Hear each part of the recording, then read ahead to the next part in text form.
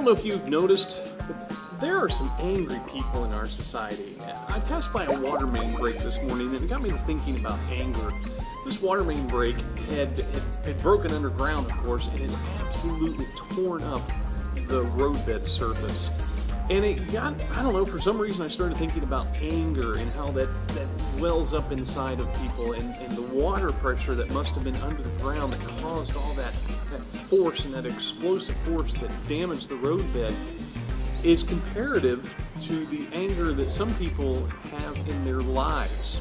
A couple years ago, I was driving up Main Street here in Dayton, Ohio. I had a guy, we were, we weren't really side by side, but he was kind of slightly ahead of me, and we're driving along, and somebody in his lane was getting ready to turn left. Well, he decided to come over to my lane, and I gave him the little polite horn honk. There's two kinds of horn honks.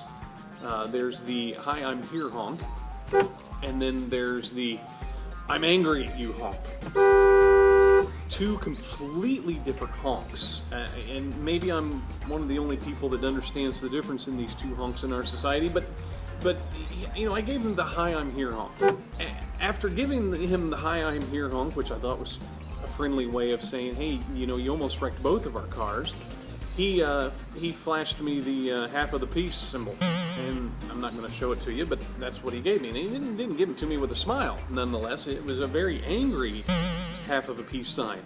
And I thought, here I'm trying to do the right thing, buddy. I'm trying to protect us both. I wasn't getting angry. I don't get angry in traffic anymore. I just don't let myself do that. Well, it wasn't even a half mile on up the road. He did the exact same thing again. This time I ended up on the sidewalk for a little distance, glad nobody was around. And I gave him a little bit more than the polite honk, but not quite enough to be the rude honk, at which time he again showed me his interpretation of half of a peace sign.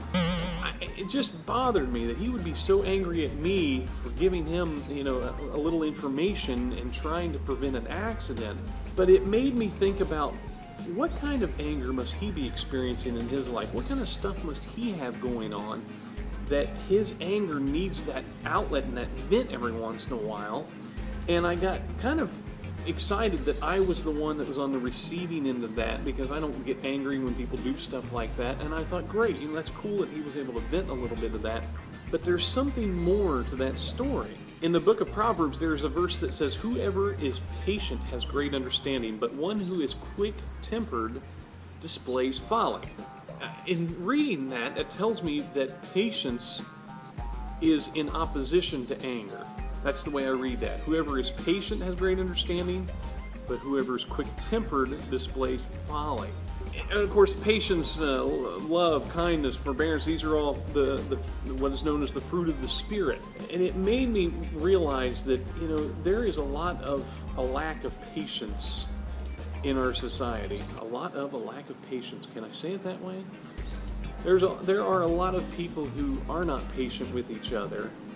And, there's so much tension in the world and so many things going on that I really feel for those who are quick-tempered. It's easy to get mad in return, or we can make a decision that we are going to be patient and we are going to be kind with those who are so quick-tempered.